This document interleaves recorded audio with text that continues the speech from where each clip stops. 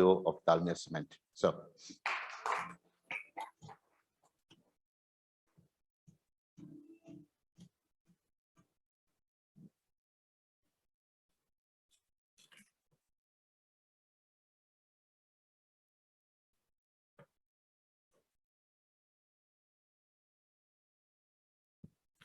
Namaskar. Happy morning. Welcome and thanks to EDF for focusing on India. And I'm very happy that FICCI has joined hands, Terry has joined hands with EDF so that they can also support India, Indian economy and Indian people to go forward for net zero. Friends, it's a right and opportune time to discuss innovation and collaboration, though very well highlighted by my good friend and mentor, Dr. Anish Shah, for collaboration for our preparedness to save humanity and the planet from climate catastrophe while making progress on economic development. The record atmospheric greenhouse gas concentrations and associated accumulated heat wave have propelled the planet into far-reaching repercussions for current and future generations. Let me put some facts before all of you, though many of you must be knowing, to emphasize that a simultaneous progress on economic development and protection of the planet is the only way forward. Both economic development and planet saving has to go together. As per the UN report, more than half the world's GDP, that is about 40 trillion US dollar, is moderately or highly dependent on nature and services. As per latest UN report, drought in numbers, the frequency and duration of droughts has increased 29% since 2000. As per IPCC report 2022, devastating floods and storms have forced 20 million people from their homes each year since 2008. Such devastating impacts have fueled intangibility in the global economic systems because proven certainty of climate crisis is forming global uncertainty. Certainty of climate crisis is forming global uncertainty in human minds throughout the world. So friends, to overcome the challenge of global uncertainty, it is required to create certainty of safe future by governments, corporates, civil society, and even individuals through scalable innovations and collaborations to solve the climate crisis. Innovation would play a very important role to address climate crisis because 50% of the GHG emissions reductions technologies either are least developed or are at very conceptual stage. Additionally, we need speed through scalability in the innovations. While some superior business performance and disruptive innovations may be happening, they may remain unacknowledged or insufficient to drive global change unless replicated on mass scale through collaborations. Hence, innovations and collaborations are the two sides of a coin in the context of climate change. Let me quote few global examples of successful innovations and collaborations which may result in emission reductions, etc. Glasgow Breakthrough Alliance launched by COP26, Presidency for Scalable Climate Solutions. Development of more than 42 large-scale carbon capture utilization projects with public-private partnership globally to remove CO2 emissions from atmosphere. International Solar Alliance ratified by 87 countries for solar energy transition. International carbon markets as platform for funding of innovative projects to bring down GHG emissions, etc. Such innovation platforms drive sustainable and superior business performance in the industry with multiple cross-sectoral demonstrations and provide replicability of solutions. We have many examples from the corporate world also in setting directions of innovation and collaboration. The direction of innovation and collaboration can be considered as amalgamation of all the decisions individuals, firms, universities, governments make on the rest of technologies, opportunities to pursue at the one time. While we set a direction of innovation and collaboration, it is critical to factor in the benefits of technologies or solutions to human lives and the planet. Important is to factor in the cost of human lives in one way or other and the planet. Considering only private returns may become negative in the long run for the society. The approach can address the projects and innovations appearing unviable for implementation in the short term, because we have many social economic benefits when we switch to cleaner, environment-friendly technologies. Thankfully, now, like what Mr. Anisha has said, we have good examples from the corporate world who have started factoring the societal benefits of projects while setting the directions of innovation and collaboration. Let me also share now some examples from my own organization, Dalmia Cement, on how we approach building the right direction for innovation and collaboration for a superior and sustainable business performance through decarbonization and social actions. We created a large purpose through a corporate vision which says to be leader in building material and to evoke pride in all stakeholders through customer centricity, innovation, sustainability, and our lives. And this vision was created in 2014. We emphasized innovation and collaboration in the vision itself with weight on stakeholders' interest. To meet this vision, we also created a business philosophy: clean and green is profitable and sustainable. Like what said earlier, both goes together, there is no choice.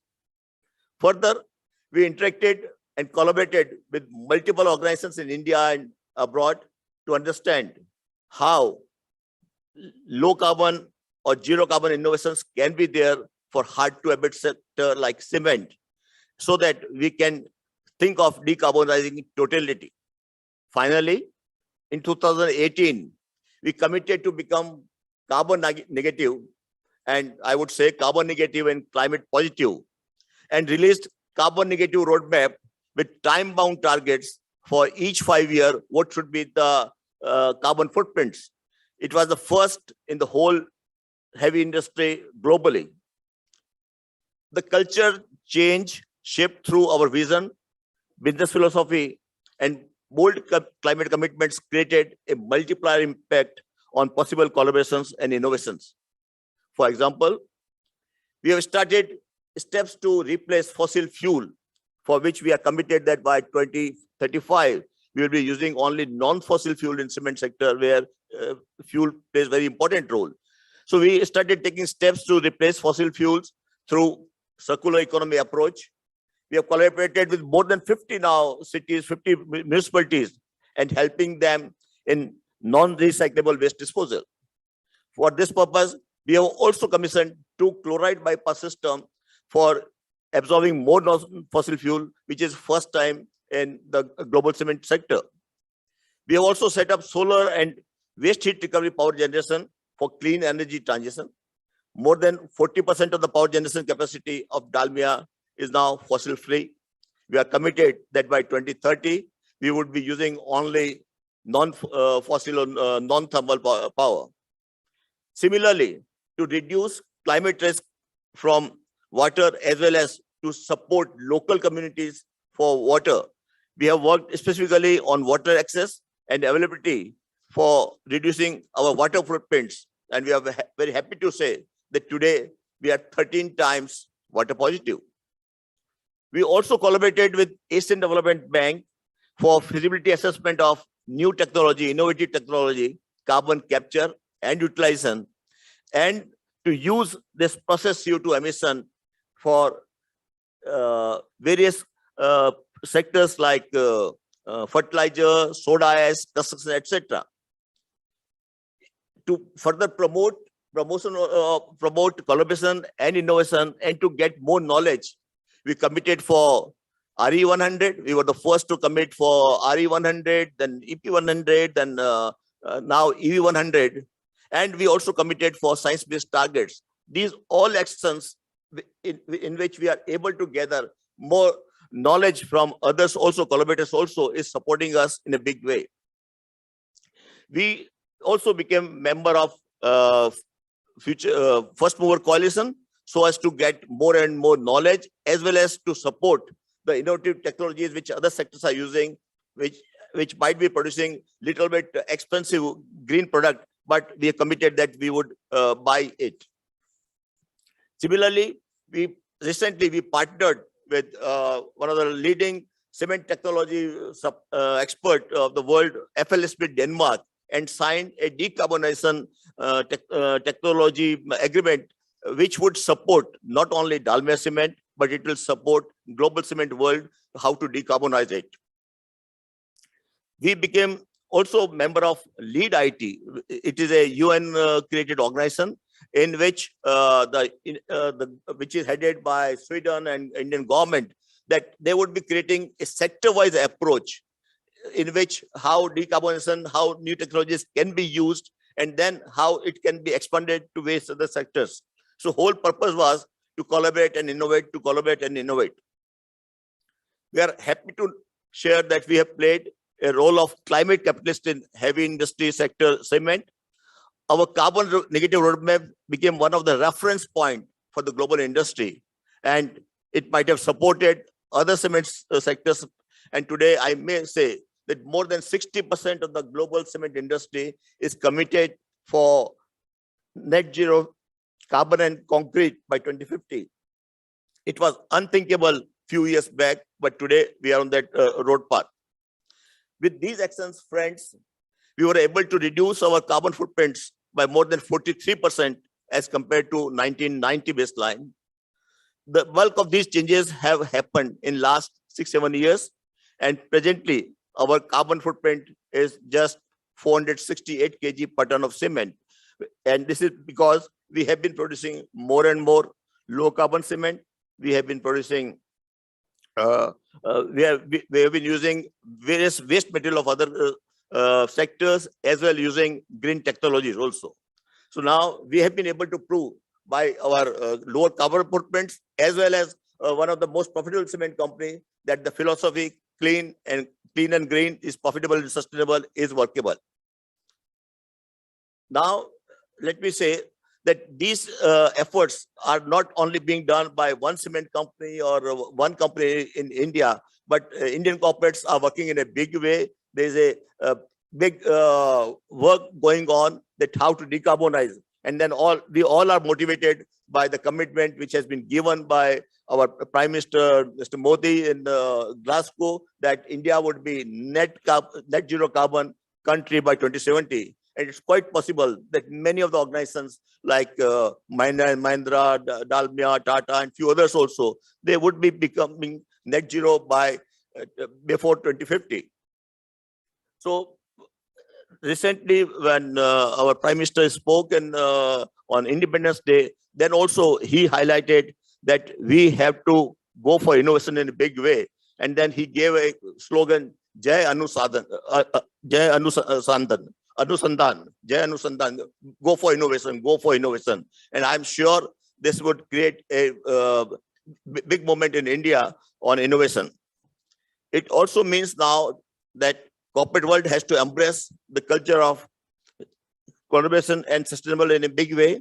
And let me share a few thoughts which may help creating such culture in the organization. Have a long-term business purpose that is directly linked to maintaining or regenerating natural, social, and economic capital through a sustainable value proposition. A focus on innovation and collaborations to overcome internal and external barriers is necessary to further unlock the value creation. Willingness of top management to incorporate social value and social profits in decision making. Freedom from fear of failure and sharing success stories at large to create collaboration. And an organization must develop an eye for future visualization. Unless we are able to see the future, we may not be able to act now. Sustainable business should see the trends and should have the agility to turn them into opportunity. If all these organizations start thinking and building the superior and sustainable performance, the results can be astonishing. Probably, such a culture may need a new term, which I've said innovation. Innovation is a combination of innovation and collaboration. So, ladies and gentlemen, let me summarize my message through an ancient wisdom in our Sanskrit language, which says, Vidya vitarko vigyanam ismati tatparta kriya yashyate shadgunashitam nasadhyam vartate. Nothing is impossible for those having 6 virtues of knowledge, logic, science, memory, readiness, and ability to work together. I'm sure this whole group, with the support of FICTI, with the support of EDF and various others, will be able to commit again that we'll work for collaboration and innovation to create a better future. Thank you. Thank you, Mr. Singhi. If there's